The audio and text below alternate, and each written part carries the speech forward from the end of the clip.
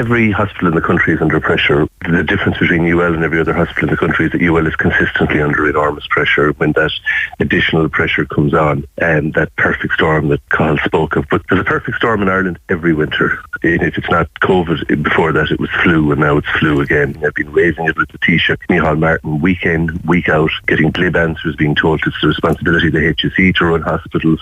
It's nothing to do with him. There's nothing to see here. Avoiding responsibility, evading responsibility, not just doing anything other than look at the problem. Cathal is calling for HICWA to win. HICWA went in. They went in the weekend before St. Patrick's Day last year. They reported in June.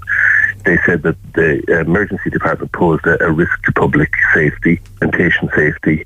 I raised that with the government. Nothing. It is not, I agree with Micheál Martin, his job to run hospitals, but it is his job and the government's job to make sure that hospitals are adequately resourced and properly run. When Tony Blair became Prime Minister of Britain, he took reform of the NHS into the Prime Minister's office to make sure it happened. We see that Leo Varadkar is taking child poverty into the Taoiseach's office to make sure that it's tackled. If you want a problem tackled in the Irish or British parliamentary system, you make sure you lead from the top. Micheál Martin consistently refused. Well, not that he wasn't aware of the problem, he refused to give that leadership. I spoke to Leo Varadkar after that awful story broke about Issa Johnston in Shannon. Obviously there's an inquiry going to happen that needs to happen soon, but in any event, the length of time that somebody who had meningitis was on a trolley is unacceptable, regardless of the impact that ultimately had. Okay. I don't think anybody would suggest that it's acceptable that a 16-year-old with meningitis be in a trolley for as long as she was. So I spoke to Leo Varadkar.